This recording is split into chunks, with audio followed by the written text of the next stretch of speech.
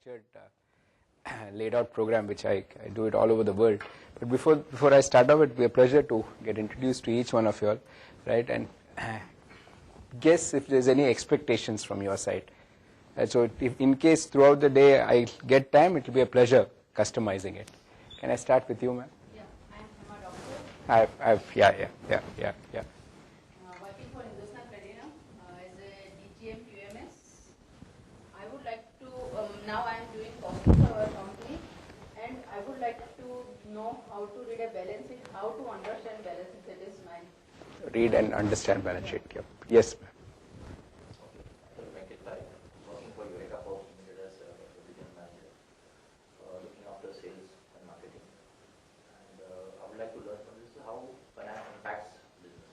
Okay. What are the implications, sir? Sure.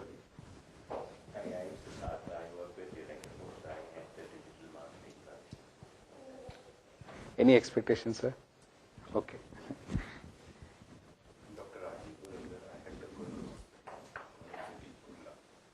since I had the hospital and doctor has to know. Okay.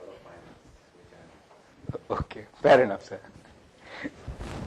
Ravi Pilani from Reliance Industries, working as a marketing manager. I would like to know the implications of finance. How finance is important for marketing people. Okay. Rajesh Modi, I'm working with Reliance Industries Limited for a young marketing division. I would like to understand the number game when we hear that this company has or this balance sheet has been played and the digits are manipulated. So how actually happen? You're from Reliance, no, sir? Yeah. Okay. I didn't say anything. I only asked. Okay, sir. Okay. Fair enough. It's universal for all. So I didn't say it. Any balance sheet can be presented anywhere. How that happens? Definitely, sir. I'll talk about shenanigans. Pleasure. Sudhir, sir. I head the finance department there. I want to look at various type of presentations that we can do for the balance sheet. Fine. For funding and You're looking for funding options. Yeah, sure. I'm Jibu James from the Times of India. I'm from the production department. So just want to get a grip on what finance means to a pure non-finance. Sure. Yeah, I'm Pankaj Patel. Myself is an entrepreneur, and I find a lot of difficulty in getting finance loan from the bank. So How do you present it? Bank. Okay. what are the other options? Fine. Hi. I'm more and more design engineering and project management in terms of they're a contracting company. So in terms of how, in terms of project management, how the cash flow affects everything. And a lot of our projects get delayed because of cash flow. So in terms of understanding how to have better financial planning and control in terms of to make sure smooth operations in terms of how to support it. Okay. Fine. Good morning. My name is Ed Banerjee. I'm from Tidewater manufacturer of Bidong. I would like to understand the budgeting part. I'm reading regional sales, budgeting part, and of course channel finance. You were looking for something in channel. Channel part. Sure. Morning, I'm a senior manager at DBS Bank. I'm here to just want to learn more about the bank. Yeah. Financial statements. Yeah. I am Namita Maheshwari. I am also from DBS Bank, and I would like to have more knowledge on the credit aspects when we give loans and all the credit monitoring. What do you look at? Huh? What do you look at? Yeah, what do you look at in credit when we give loans or whatever? So let's say even the foreign entities and all that, how it affects the finance of the bank. Sure. So we have got somebody who says how to present and somebody who says how to analyze. Okay. Definitely. Pankaj is from India. Basically, I deal with project engineering. So we deal with huge capex requirements of different new projects. So basically, we are here eyeing to know how the IRR or payback of a project is calculated and what are various factors. Those can hamper the project financial over the period of its life. Okay. So you're looking at basically budgeting again. Okay, sure. Hi. My name is Anuj Sharma. I work for Mahindra on the same department for projects, basically into capital budgeting itself. So we are here just because to know basically finance as an overall picture and how does it key role play in projects.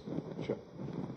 Hi, Lakshman from we are UK-based group dealing manufacturing various.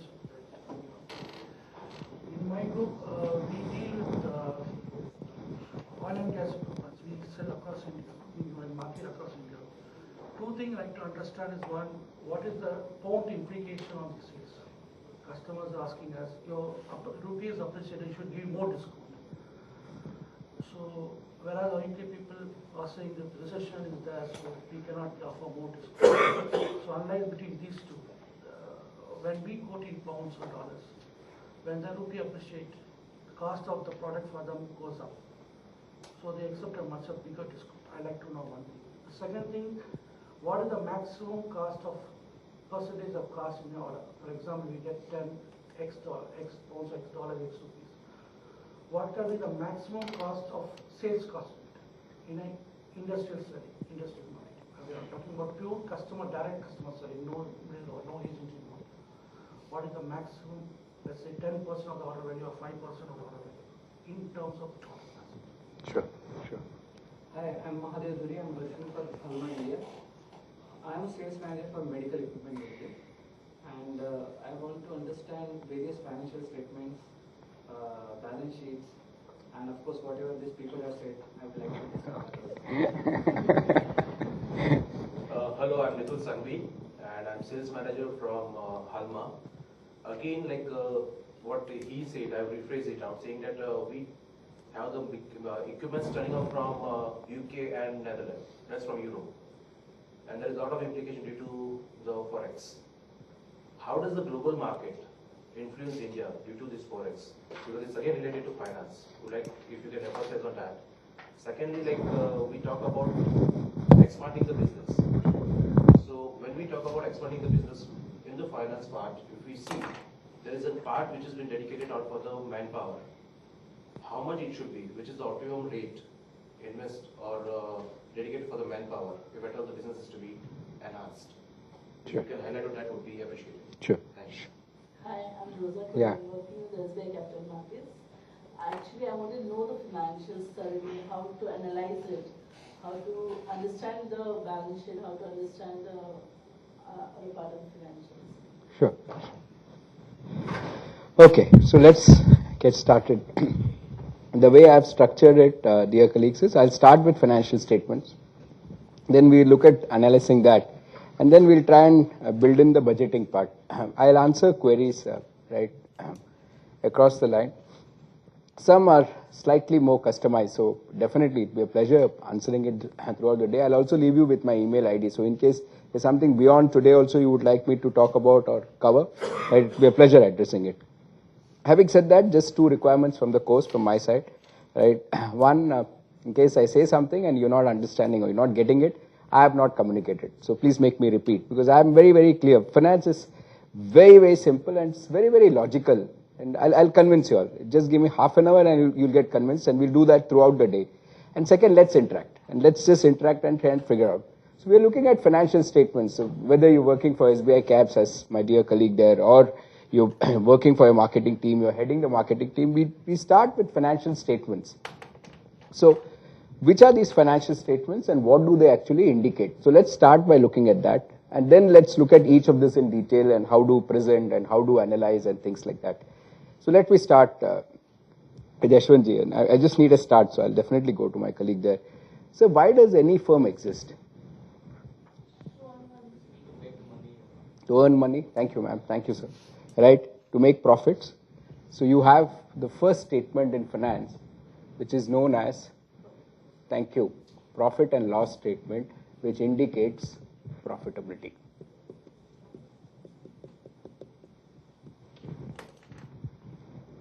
Why do you need a profit and loss statement? You need a profit and loss statement because you need to understand whether the business is profitable or no, right? Right? Thank you. Right? I'm meeting my colleague after a long time. I just want to see how his firm is doing. Or you, sir, I want to know how your firm is doing. All I need to do is, I'll call for your profit and loss statement. I'll just have a look at it and say, yeah, Mr. Rajiv's hospital is making money. This looks like a good investment for us. We need to analyze this further, but mota moti, prima facie, it is making money. So you look at this statement and you understand profitability. Now the question that will come into mind is, and this is where the analysis starts. So you have three statements. I'll not do any slideshow. I'll get the answers out from you all, because I personally believe finance is logic. And let me again start by saying I'm an engineer, right, who spent 20 years in finance now, right? Before I go to the second statement, why is it called profit and loss statement? Why is it called profit and loss statement? Now you'll have to start thinking, right?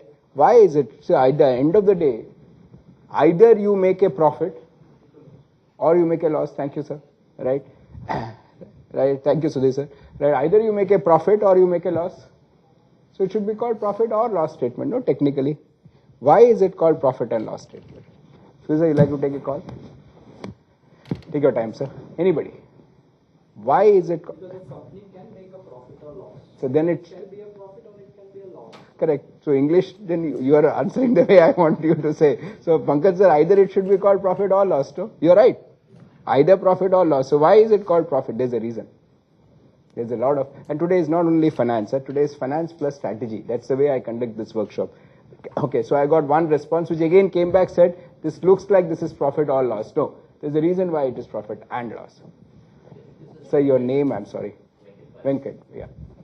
It's a statement for others to see, because if anybody wants to go to a profit and loss of a company, one statement, without going to the depth of it, this will come from the face of it, whether it's a good company or a bad company. Okay, so by going through it, you will come to know whether it's a good company or a bad company. Agreed.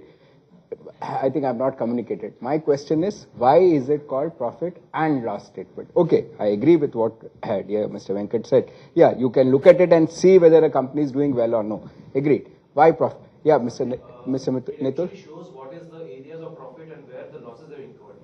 It balances with both the information. So a person can analyze which are the areas of profit and where the losses are incurred.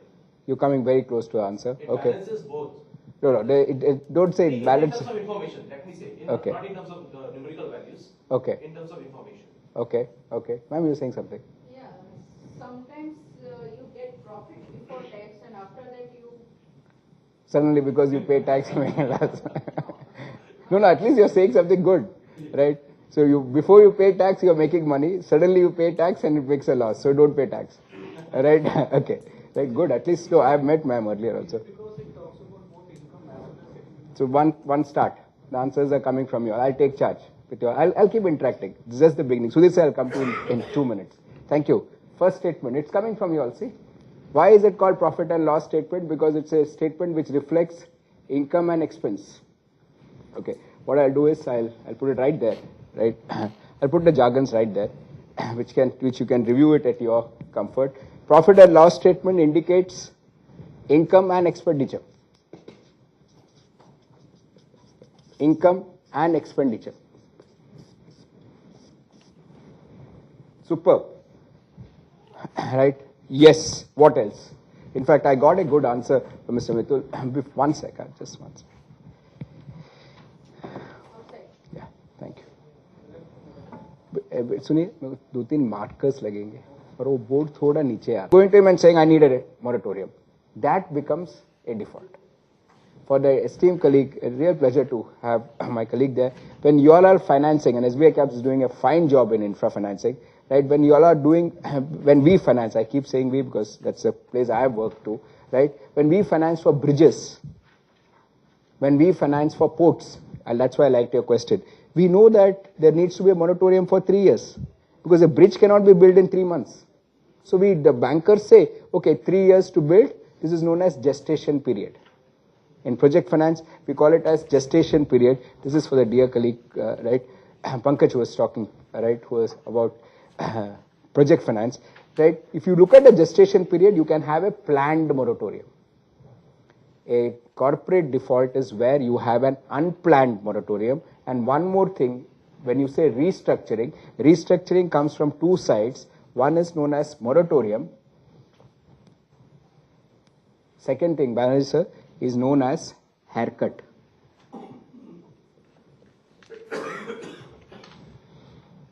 What is an haircut? Right, right. And haircut basically means, Yashwant sir, I owe you 11 million. I'm sorry, I can't pay you 11 million. I'll pay only 8 million. Haircut means reduction.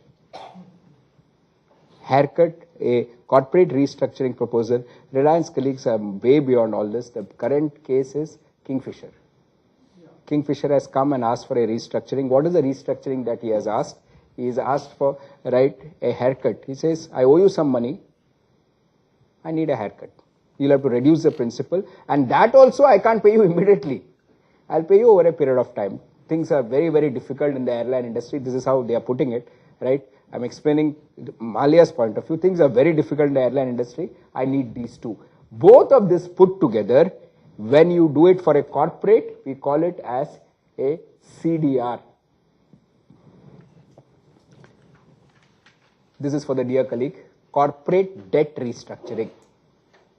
When you do it for a country, and we will again come back to the country now, right? Then it is known as SDR.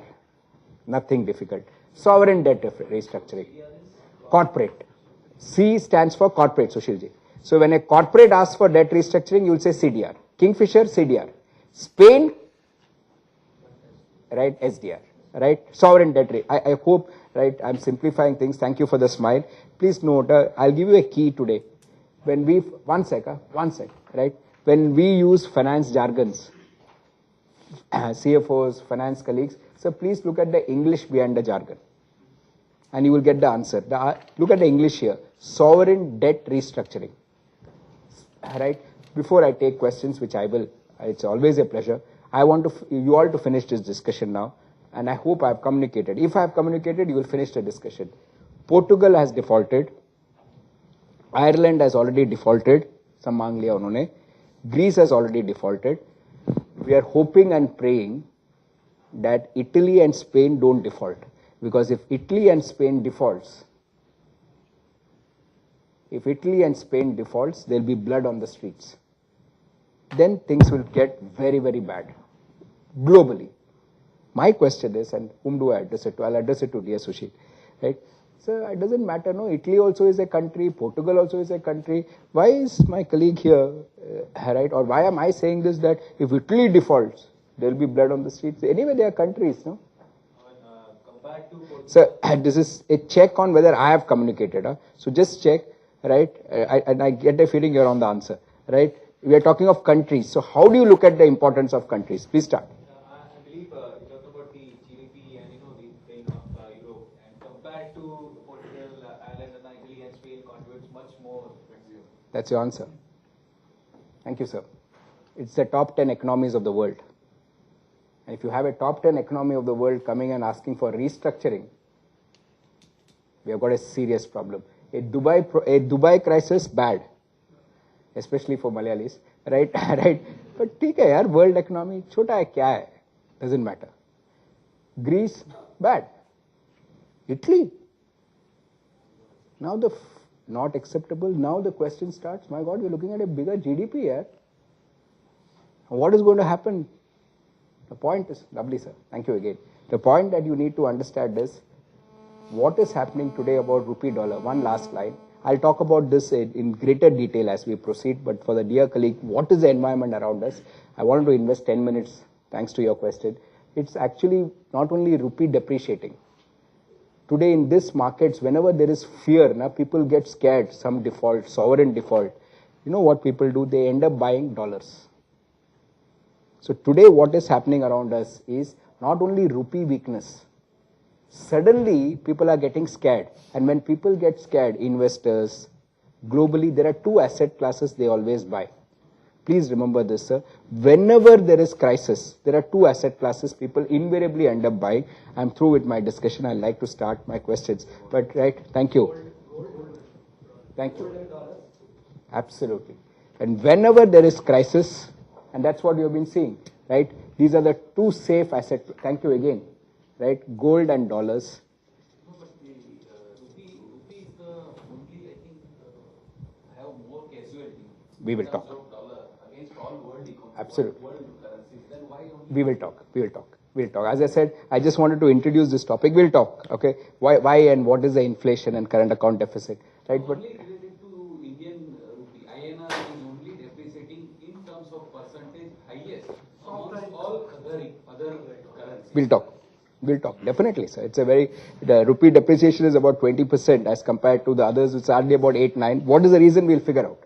But at this point, I want to tell you, right, the run is towards gold and dollars. Thank you. And why dollars? Don't try and answer this logically. I've tried to answer this logically a long time back. Why people keep buying dollars? I still have no answer to this. Don't ask me. I'm telling you now. Right? Subprime crisis, US. You know what happened to dollar? Dollar strengthened. US में crisis हुआ and people went and purchased dollar. US lost its rating. You know there's a rating, colleagues? AAA rating. Right? US lost it. Huh? Next thing I see is dollar is strengthening. And then you say, finance is logic. This is not finance. This is markets. Markets is logic plus perception. And I'll tell you, there is one factor which applies for dollar. And I will come to rupee movement definitely. I'll talk about that as I proceed towards the end of the day. Right? Please note, for dollar, there is one factor which always plays, colleagues. And don't apply your normal laws of economics here. Right? That factor is known as TINA factor. This has got nothing to do with the Ambanis. Okay, the TINA factor stands for there is no alternative. Right? Where would you go across? Dollar ne to kya? Euro? Now the question is, euro is already a disintegrating currency. Look at the way Sushil ji answered. He's looking at the euro crumbling. So kahan karoge aap? ठीक है, these are two assets.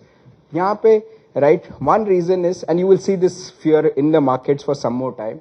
My personal prognosis is, this year you will see whether there'll be, I could be wrong and I hope I'm wrong. I personally see the euro will not stand as a 17 nations.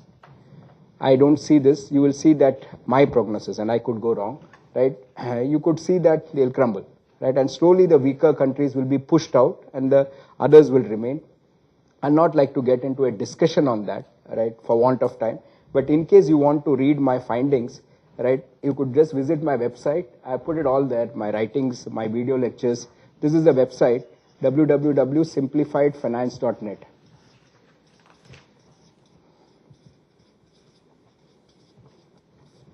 I'm not getting into a discussion on euro because this is not the forum, right? We are more on a finance, right?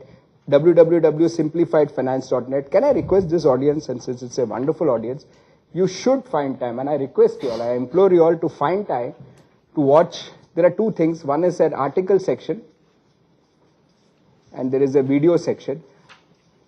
For those of you all who are getting just initialized into finance, I don't think there are any colleagues there. They should first please read the article on the subprime crisis. This was the worst crisis that has hit the world. And then go on to watch the video, okay, where it's a lecture video which I have presented on the subprime crisis, okay, what happened in US and how, right, it is coming across and hitting the euro and others, right. Please find time and either directly watch the video. If you feel you want to get some backup, spend 10 minutes reading the article and then come to the video. Please understand, the fact that remains is, right, this is what is your macroeconomic condition. You're having a larger GDP countries now coming on the verge of sovereign default. Having said this, now that was the 10 minutes on macroeconomics. I want to link it to balance sheet. Okay, so right. Okay, before I proceed, I think since some of you have been very patient, it will be a pleasure taking questions. With respect to CDR, as mentioned earlier, if a company like Kingfisher or any other company goes to CDR, does it necessarily count as an NPA? Nice question. In case the CDR is approved, okay, first let us, for the audience, let's explain what is NPA. Nice question. NPA stands for, in case you're not aware, non-performing asset, okay, or non-performing loan. Okay. In case the CDR is approved, then it is not classified as, then it is classified as a proper loan. So if your CDR is approved, okay, then it is not an NPA, non-performing asset. In case your CDR is not approved and the bank files for winding up, liquidation of the company, then till the money is recovered, then it is a non-performing loan. So a very nice question again. Kingfisher has already applied, or Air India has applied for CDR. Chances are it will go through. Why it will go through is because the bankers are not in the mood to file up the winding up petition, right? Till that time, as on their books, right, it will be classified as a standard asset, not as a non-performing asset. SBI is going to declare companies. So who makes the restructuring program? The bank or the company? Bank. The company will submit. Bank has to vet. The bank has to vet. The bank has to reconfirm. And with my experience, I'll not take questions on this. Right? Bank will not only, I'll not take questions on this, but I need to tell you how it works. Bank will not only see whether the business is feasible, is it a short-term thing or a long-term problem. If it is a short-term problem, they give it. If there's a long-term problem, they'll say no. Beyond finance, I will not take questions on this, but I'll leave you with sufficient idea of what I'm hinting at. Beyond finance, there are other pressures and pulls on the banker. Typically, when he looks at such deals, I hope, we are all corporate people, I hope you understand. SME रहेगा ना, banker's tone will be different. Right? Right? No, right? Right? The reason is not far to seek, sir. Right? Perception of the banker, and how you can influence it. So you also put up your hand. Nice question on NPA. Thank you. You are talking about GDP. Yes, yes. It's based on the currency. Yes.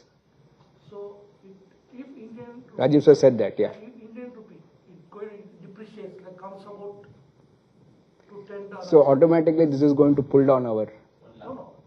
If you say example, the currency we are talking about the conversion currency. Do it have an effect on the GDP? Yes, na, sir. If it comes around, let's say, after 2-3 years, it's a very wide range, it comes less than 10 rupees, then the difference. $1 and $10. Achha. It's not going to happen. It's not going to happen. No. So what? No. Let us be positive or negative. What is that 10? $1 is 10 rupees. Yeah, 10 means $1 is 10 rupees. Yeah, now it's 55 rupees. So Huh. it comes down 10.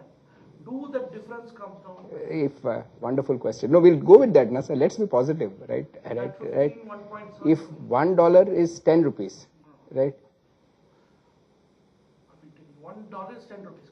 Correct, na, sir? That will push up our GDP. That will push up our GDP. As of now, earlier it was nice question again, right? That's why Rajiv sir's question right at the beginning. 45 rupees was $1.